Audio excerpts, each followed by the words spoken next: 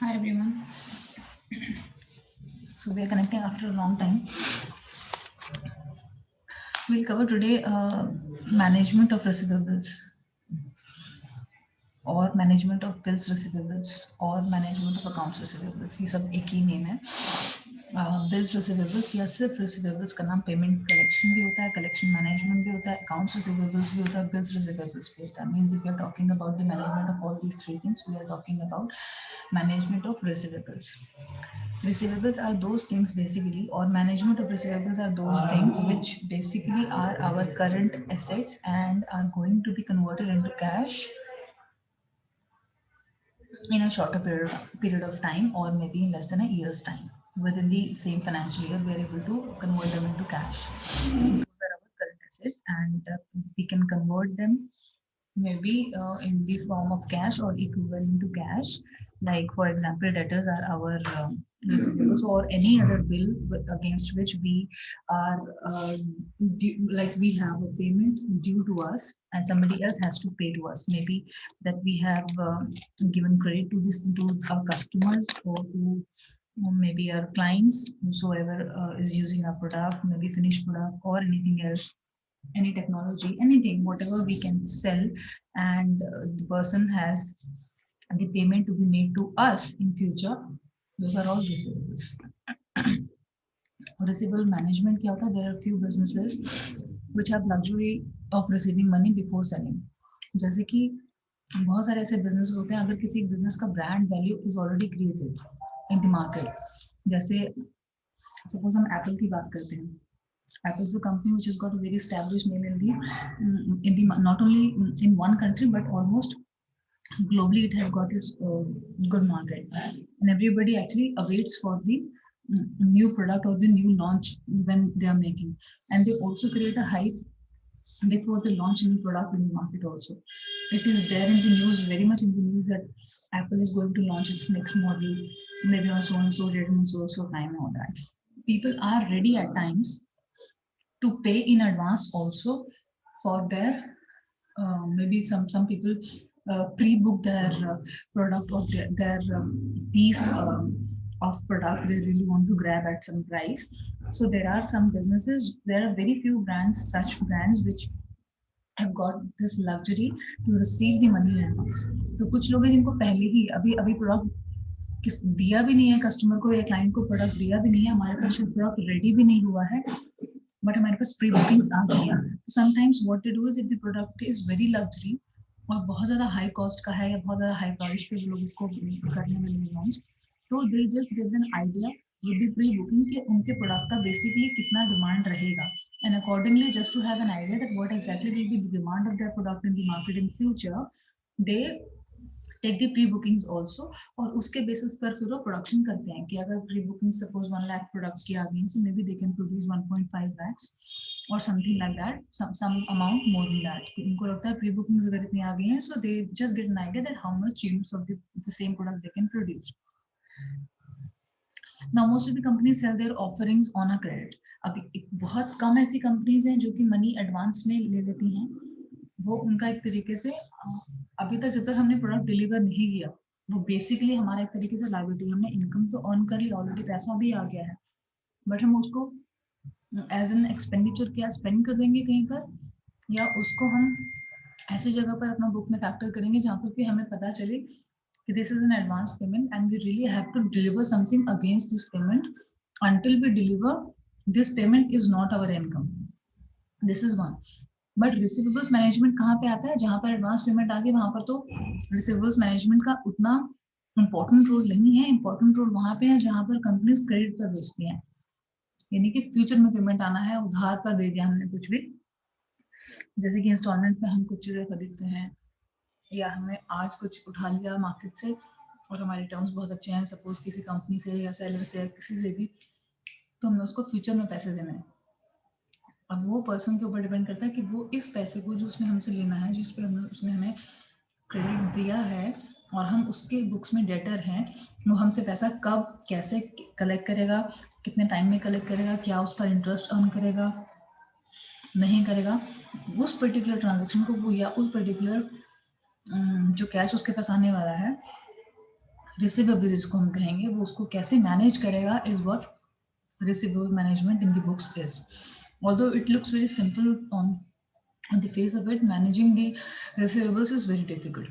ये बहुत difficult task है, क्योंकि एट टाइम्स क्या होता है कि सपोज फाइनेंस मैनेजमेंट हम पढ़ रहे हैं, तो एक डिपार्टमेंट एफएम डिपार्टमेंट होगा, जैसे सपोज एक ऑर्गेनाइजेशन में होता है, हर जगह होता है, तो the person who is handling the books, अगर उसकी जगह पे किसी और पर्सन को बिठा दिया जाए और पता चले कि कोई पेमेंट कहीं से आ गया है, then the new person might not be able to, and it will be very complex and difficult for the new person to understand कि वो इस पर्टिकुलर पेमेंट को कहाँ पर फैक्टर करेगा बुक्स में, कहाँ पर दिखाना है, या other person who was managing the account earlier वो किस तरह से किस पेमेंट को शो कर रहा था. It is not that easy कि कोई भी पेमेंट आया तो हमने उसको एसेट में डाल दिया और कोई भी पेमेंट गया तो हमने उसको लायबिलिटी में बुक्स में फैक्टर कर दिया. नो, रिसीवेबल्स को मैनेज करना डिफिकल्ट है, क्योंकि हमें उसको इस तरह से फैक्टर करना है बिजनेस में that we actually have to see कि फर्स्ट थिंग कि कब हमें लेना है, what is the time which is defined and we should be getting it or grabbing the money in time or as soon as possible,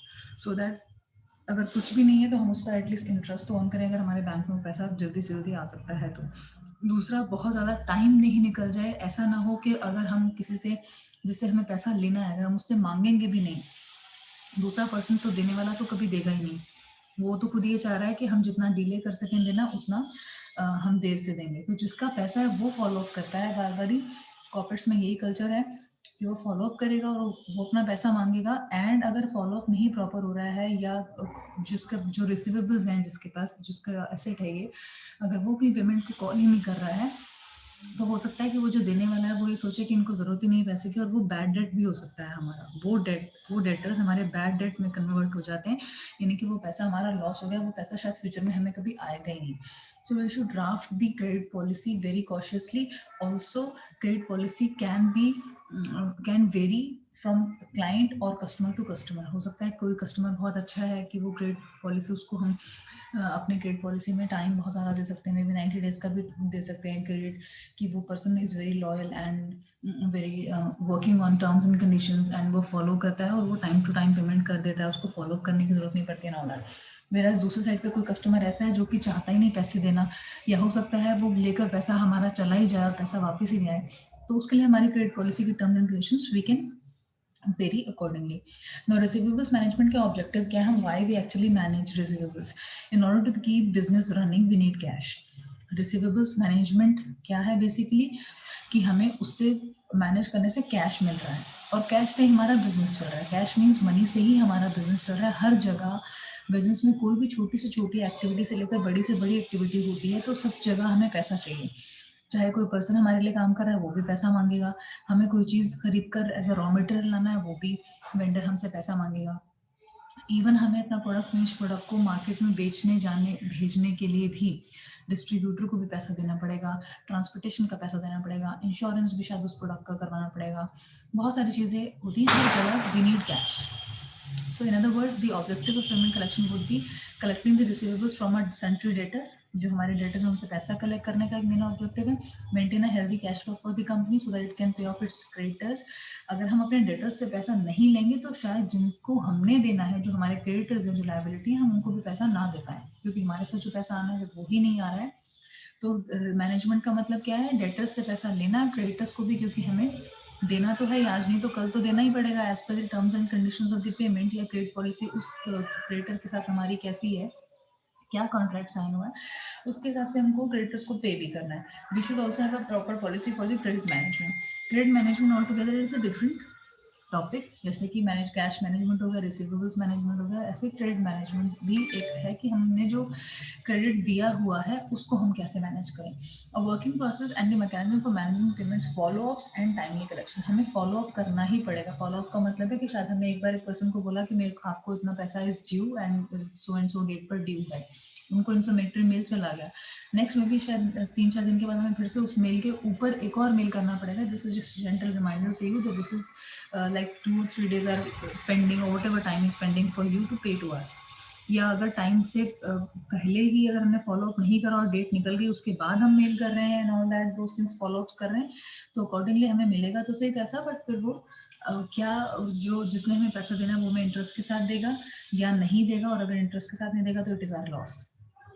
अगर हमारी credit policy में वो साइन ही नहीं हुआ होगा, इंटरेस्ट वाला मैकेनिज्म या इंटरेस्ट वाला फैक्टर नहीं हमने पॉइंट टर्म कंडीशन में डाला होगा, so obviously then that will not be added and it is ultimately our loss कि 3 मंथ्स का तो हमने वैसे ही क्रेडिट देकर चल रहे थे, या 2 मंथ्स का या 30 डेज का, what ever time is agreed, और वो प्रॉपर फॉलो अप और टाइमली कलेक्शन हमने नहीं करा, so it becomes a loss. So objective receivable management का यही है कि हम प्रॉपर टाइम पर व्हेन इट इज रिक्वायर्ड हम कलेक्ट कर पाएं अपना पैसा with the follow ups from the debtors.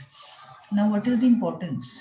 Objectives तो ये 3 चीजें होगी कि हमने डेटर्स को पैसा लेना है, डेटर्स से क्रेडिटर्स को देना है, कैश फ्लो प्रॉपर मेंटेन रहे, सारे खर्चे हमारे पूरे होते रहे विद दोस कैश और maybe the cash equivalents, and then it is how the things will be managed as far as the receivables are concerned. Now importance is receivables management की importance इसलिए है, more or less these are same thing, क्योंकि interdependent है सब कुछ। Receivables की importance भी इसलिए है और ऑब्जेक्टिव भी यही है कि हमें कैश चाहिए बिजनेस में, we need cash flow as per our requirement, as and when we require whatever number of or whatever quantity of cash or whatever you can say amount of cash we would require in the business, we should be having it at that point in time. Otherwise market से पैसा उठाने में हमको उसकी cost obviously आती है, उसकी cost traditional आती है, so we should always be thinking that we have the cash flow in a right quantity or in a right amount as and when we require. Cash flow is always considered as the bloodline of any business organization. Badly managed receivables can break the company. बहुत बार कैसा होता है कि आपने सुना होगा कि कुछ लोग बोलते हैं I am broke, that means और maybe the companies are also sometimes go bankrupt, कि वो क्या होता है एकदम से कोई बैंकरप्ट नहीं हो जाता, एकदम से कोई ब्रेक भी नहीं हो जाता है। It happens year on year आपका लॉसेज हो जा रहे हैं and you are not actually taking any measures also to control it, to go your debts as bad. आप कुछ कर ही नहीं रहे उसके लिए, you are not making the efforts, you not timely efforts, you're not making the timely follow-ups, you're not investing at a proper place, or maybe you're not giving credit to the people, to the trustworthy people, or you're not doing your proper research before making any credit to anybody or giving any credit to anybody. आप किसी को भी ऐसे unknown person को credit नहीं दे सकते हो, क्या पता वो person is not even the citizen of the country and he just runs away, takes the flight tomorrow and you cannot find him.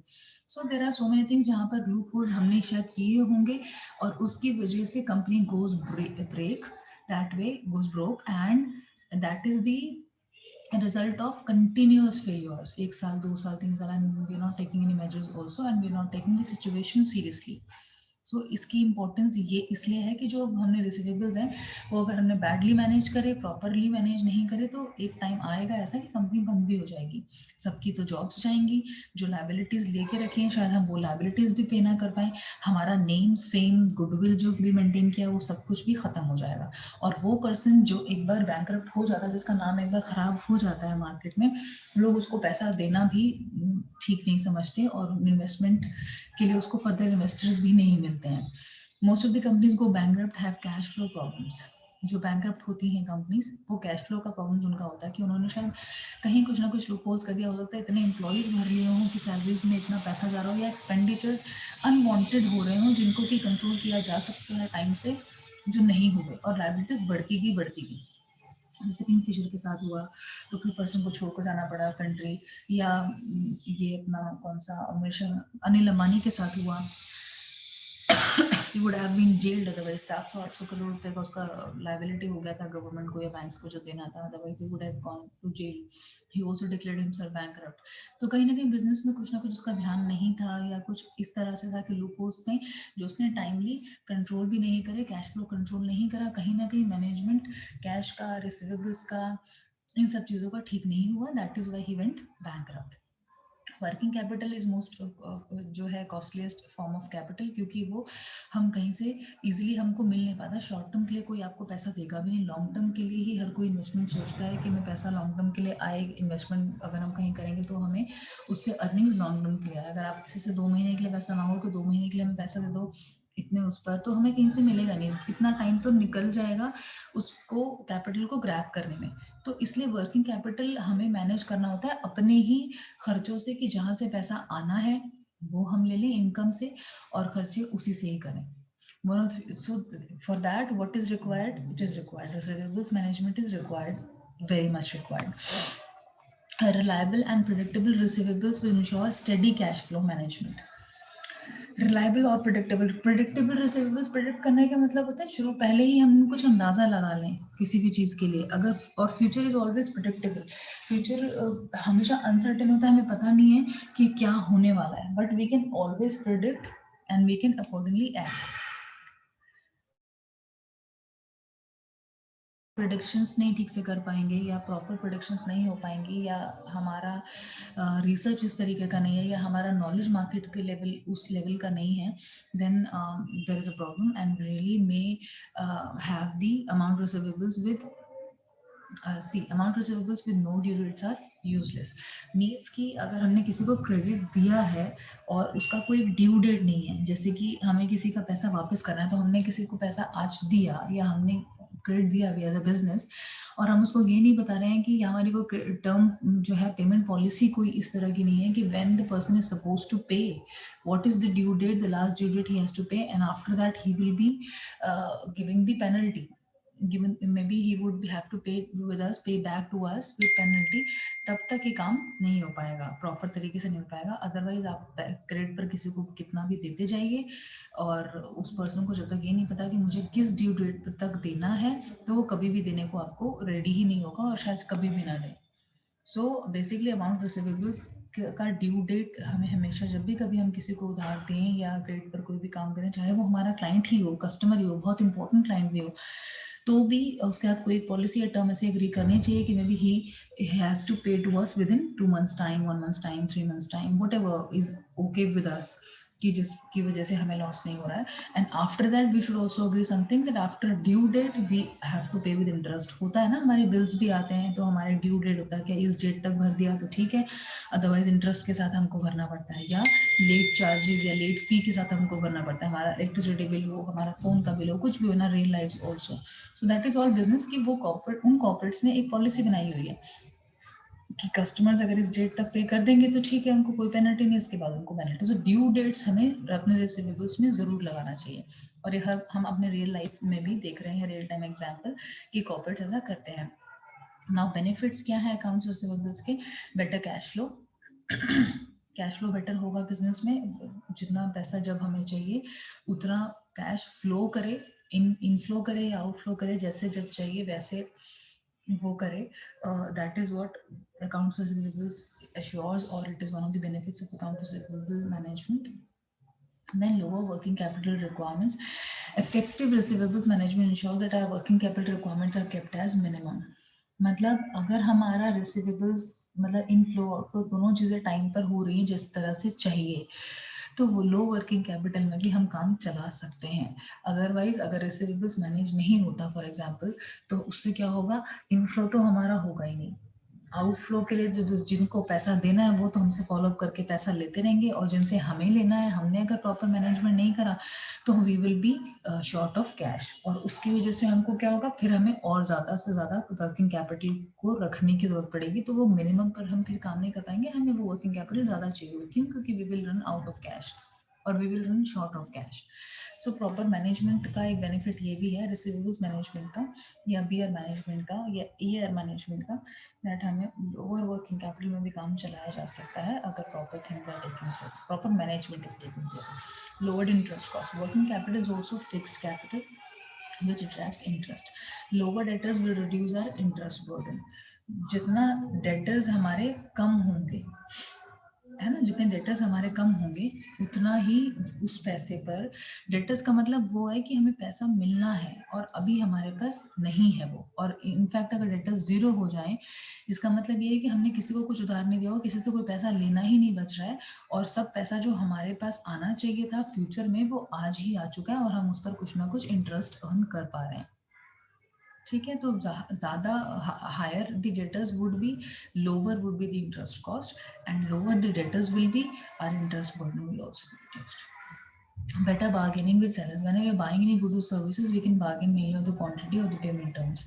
जब भी हम कभी किसी से कुछ बाय करते हैं, अगर हम कोई मैन्युफैक्चरिंग ऑर्गेनाइजेशन में या किसी प्रोडक्शन में हैं हम, कि हम कुछ प्रोड्यूस कर रहे हैं, कोई कंज्यूमेबल आइटम हम प्रोड्यूस कर रहे हैं, तो उसके लिए अगर हमें कुछ चाहिए, कुछ मार्केट से उठाना है हमें, say as raw material in the form of raw material और something, so we can always bargain. Maybe अगर हम ज़्यादा क्वांटिटी बाय करते हैं, so we always bargain with the seller कि हम ज़्यादा क्वांटिटी ले रहे हैं, maybe you can also give some concession, something to us, some relaxation to us on the cost और on the price we are buying at. या payment terms में हम कुछ ऐसा कंसेशन करवा देते हैं कि ठीक है, हमें आप इतनी क्वांटिटी आज दे दो, we will make the payment after 30 days or 60 days or whatever relaxation we can get from the seller, we should do it. And we will do it only because we are maintaining the management of AR, otherwise हम नहीं करेंगे. Stop profit leakages. जो ये profit जहाँ जहाँ से हमें profit हो सकता है, वो प्रॉफिट लीकेजेस को स्टॉप करता है अगर बीआर हम प्रॉपर तरीके से करेंगे. जहाँ पर हमारा बहुत छोटा सा या हल्के मार्जिन पे, छोटे मार्जिन पे, थिन मार्जिन पे हम लोग काम कर रहे हैं, अगर रिसीवेबल्स प्रॉपर नहीं करेंगे तो वो मार्जिन भी खत्म हो जाएगा और प्रॉफिट नो लॉस वाली सिचुएशन पे हम काम करें, तो इस सिचुएशन पे काम करने का कोई बेनिफिट नहीं है. प्रॉफिट थोड़ा बहुत तो हमें होना ही चाहिए. तो बीआर अगर हम करेंगे तो एटलीस्ट ये हमारा प्रॉफिट इंक्रीज करेगा. बीआर मैनेजमेंट अगर हम करेंगे तो sorry. And it also helps us to plan a good system. और गुड सिस्टम हम किस तरह से प्लान कर सकते हैं? Defining a clear terms of payment. हम टर्म्स ऑफ पेमेंट को प्रॉपर तरीके से डिफाइन कर दें, जिससे कि हमें भी पता है कब हमारे पास पैसा लेटेस्ट आने वाला है या कम से कम कितने टाइम में आ जाएगा, और जिसने पैसा देना है उसके भी दिमाग में ये चीज़ क्लियर हो कि मुझे इनको पैसा इस टाइम तक देना है. अदरवाइज अगर इसे डिले करा तो पैसा हमें भी क्लियर हो जाएगा कि अगर इस डेट तक इसने पैसा नहीं दिया तो हमें फिर ज़्यादा पैसा मिलने वाला है. We will earn more.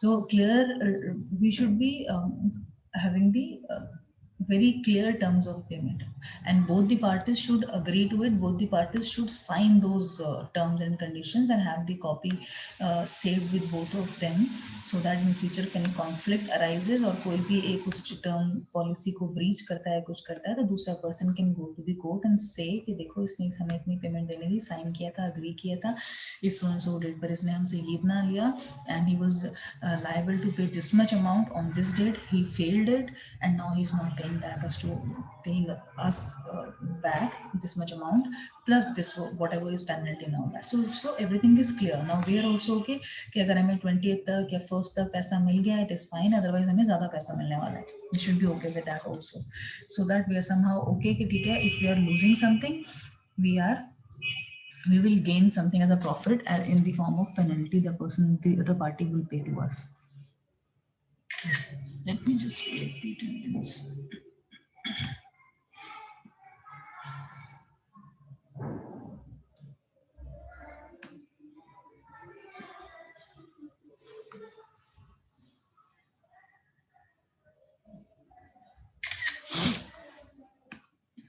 Okay, so then next would be well-defined credit policies.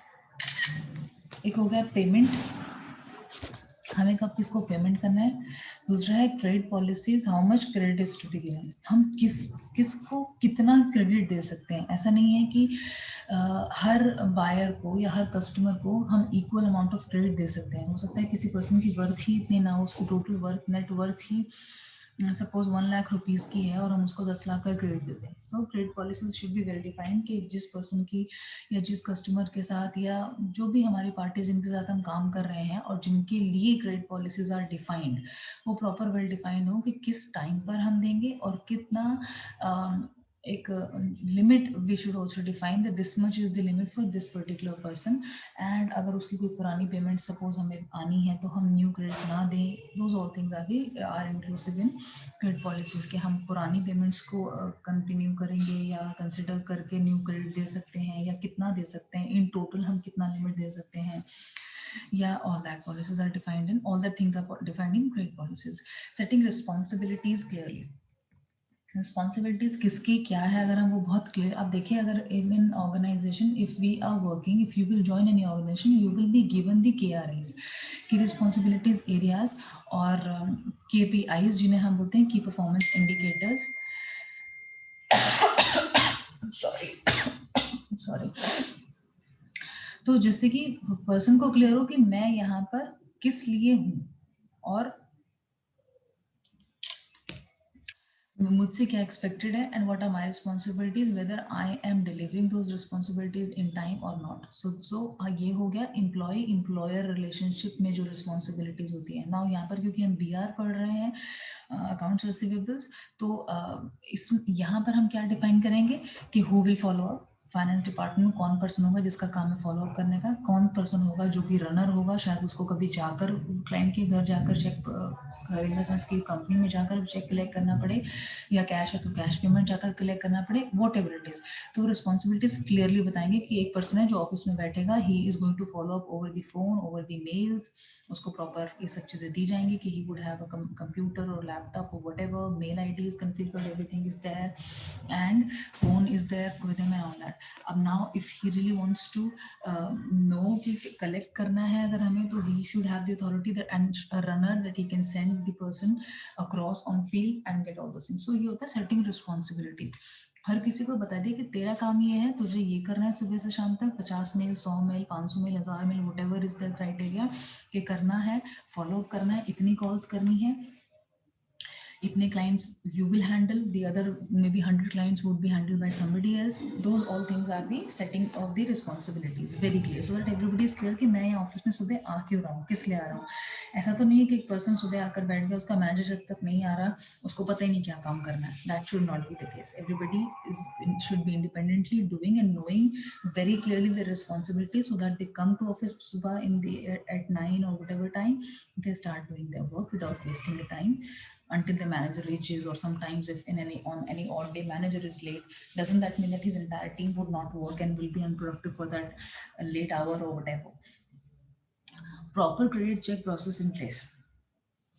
अच्छा, एक होता है कि हमने क्रेडिट पॉलिसी सेट कर दिया, जो काम कर रहे हैं human beings who are involve in maybe follow up में या कैश कलेक्शन में या किसी भी चीज़ में, एक चेक पॉइंट भी ज़रूर लगाना होना चाहिए। हर लेवल पर एक चेक पॉइंट ज़रूर होता है। The other person to whom you will report will be your check point and he will be checking your work whether you have done it right और नॉट।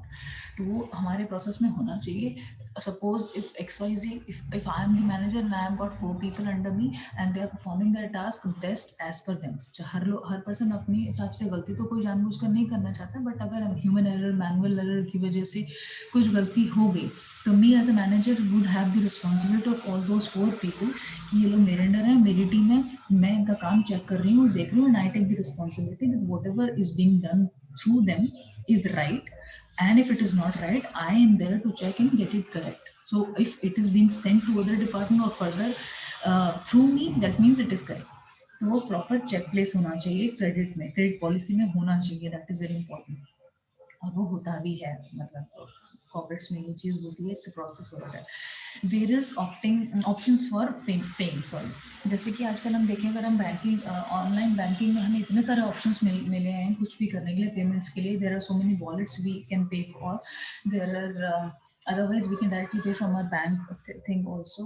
तो हमें अपने कस्टमर्स को, कंज्यूमर्स को क्या क्या ऑप्शंस हैं पेमेंट के, वो ज़्यादा से ज़्यादा दें कि वो क्रेडिट कार्ड यूज़ कर सकते हैं, डेबिट कार्ड यूज़ कर सकते हैं, या डायरेक्टली ट्रांसफर कर सकते हैं, पेटीएम के थ्रू कर सकते हैं, किसी और वॉलेट गूगल पे के थ्रू कर सकते हैं, वॉट एवर वे। वो कितने ऑप्शंस आप पेमेंट के दे रहे हो। एक छोटा सा कंपनी का मालिक है जिसके पास 4 लोगों की कंपनी है और उसके पास ना क्रेडिट कार्ड मशीन है अभी तक, ना वो ऑनलाइन बहुत ज़्यादा काम करता है, तो वो उसके पास मोड ऑफ पेमेंट क्या हुआ, सिर्फ ये हुआ कि वो आपको आपसे सिर्फ कैश ही कलेक्ट करेगा। तो मे बी आपका जो कस्टमर है वो थोड़ा इरिटेट हो, सोचे इस तरीके से कि I have got only one option to pay and maybe cash ना हो एट टाइम्स। तो what are you doing as a like payment collector कि आप उसको ऑप्शन नहीं दे रहे हो दूसरे।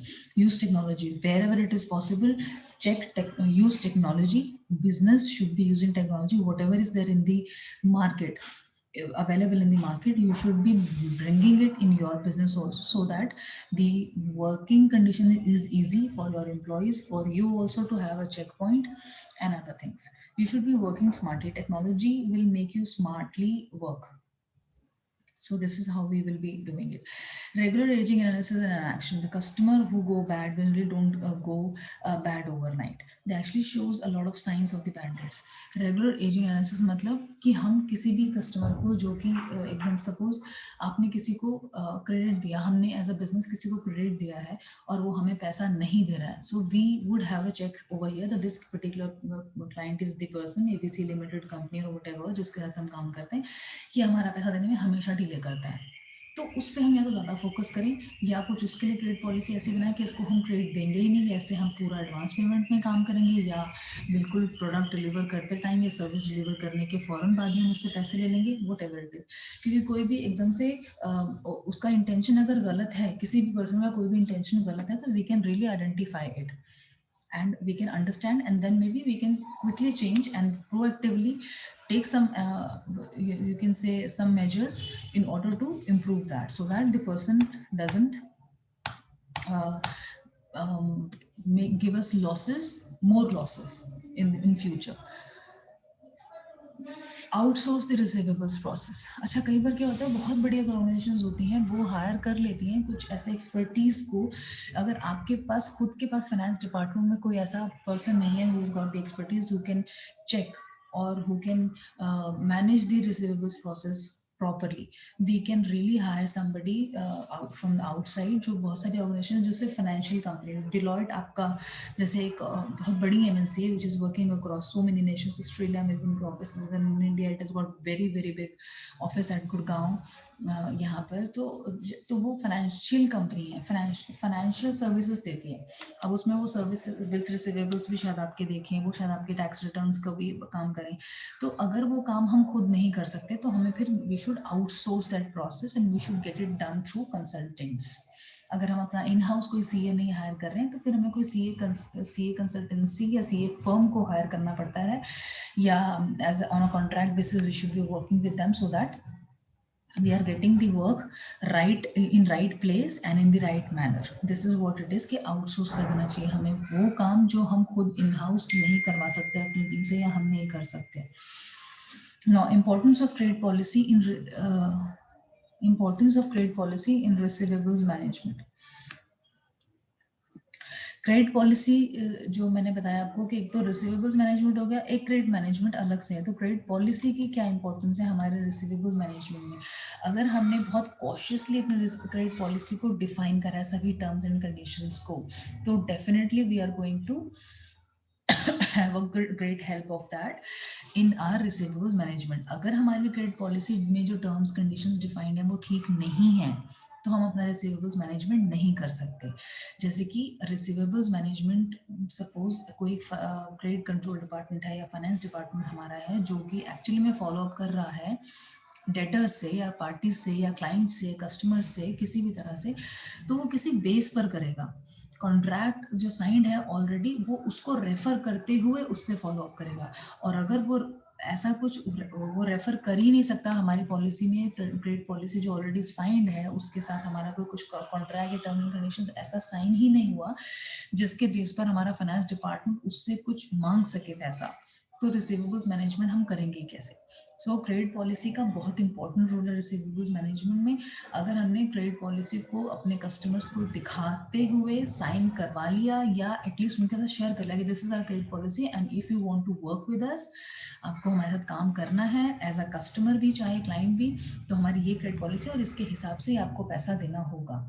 सो वो उसी के बेस पर फिर हम आगे मैनेज कर पाएंगे receivables. Otherwise we would not have any option to ask even for the payment for what. वो बोलेगा कि दे दूंगा मैं आपको पैसे, ठीक है मैं आपको पैसे कल दे दूंगा, नेक्स्ट मंथ दे दूंगा, 2 महीने बाद दे दूंगा, बट अदरवाइज अगर हमारी क्रेडिट पॉलिसी इन प्लेस है ही नहीं पहले से, we really can not go to the court against that person also. वो बोलेगा उन्होंने मुझे बताया ही नहीं कब देना है। So we really if we have to see, we have to be very cautious if we would be there in the doing any business, everything has to be documented। हमारा document जितना strong रहेगा we would be able to take all those things and actually take the actions lawfully भी. और law को भी use हम तभी कर पाएंगे जब हमारा सब कुछ डॉक्यूमेंटेड है. अगर हमारे पास कोई डॉक्यूमेंट्स ही नहीं है और सिर्फ वर्बली हमारा कुछ अग्रीमेंट हुआ है तो हम ना तो कोर्ट में कुछ प्रोड्यूस कर सकते हैं this person has really done something wrong with us, और हमारा ये फेलियर रहेगा and we really can not actually perform things better. So same is the case with the receivables management also, कि हम वो मैनेज ही नहीं कर पाएंगे प्रॉपर तरीके से if our credit policy is not in place. ठीक है. रिसीवेबल्स मैनेजमेंट के सोल्यूशन कुछ इस तरीके से हैं ये, if you really want to go for it. It will depend that what kind of question you will be getting. ठीक है, जिस तरह के क्वेश्चन आपको आएगा बीआर का, अगर कोई आपको रियली फुल फ्लेज क्वेश्चन आ रहा है then maybe you can cover all these things. This is a huge document to write big question.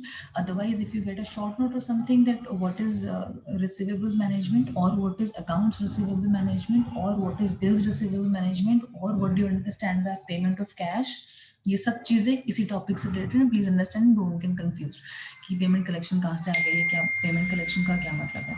Himanshi, what is wrong with Himanshi? Okay. So receivables management के कुछ solutions ये भी हैं कि हम मोबाइल ऐप पर ऑप्शंस दे सकते हैं कस्टमर्स को कि सर ये लिंक आपको भेज रहा है, पेमेंट लिंक है, आप इस पर क्लिक करिए और you can make the payments. Real time information उनको देना. These are all the, you can say, solutions for the receivables management. There are so many softwares now which are being developed by the software developers in order to ease these processes of payments. Moreover, इसके और ये सारे जो processes हैं इसमें हम कितना ज़्यादा इसको safely securely use कर सकते हैं अपने clients के लिए कि हम उनकी information को कहीं और से loophole की वजह से कहीं और से leak नहीं हो जाएगी, क्योंकि payment information है जनरली बहुत सारे लोग आज के टाइम में भी online banking, online shopping, online transactions करने को बहुत ज़्यादा सेफ नहीं समझते हैं. Phones are easily hacked and everything, so they some people are not even mobile applications in their phones because they just think that those things can be hacked easily. तो ये सारे सॉल्यूशंस जो हैं, ये solutions हमें client को दे भी सकते हैं हम कि हमने ऑटोमेटेड रिमाइंडर्स होते हैं. ऑटोमेटेड रिमाइंडर्स भी सॉफ्टवेयर्स बहुत सारे जो हम सिस्टम में यूज़ करते हैं. आपने देखा होगा हमें वैसे भी मैसेजेस आते हैं क्रेडिट कार्ड जिससे हमारे बिल्स ड्यू होते हैं, तो हमें मैसेज आता रहता है टाइम टू टाइम कि आपका इस डेट में ड्यू है, इतना पैसा ड्यू है, यू कैन पे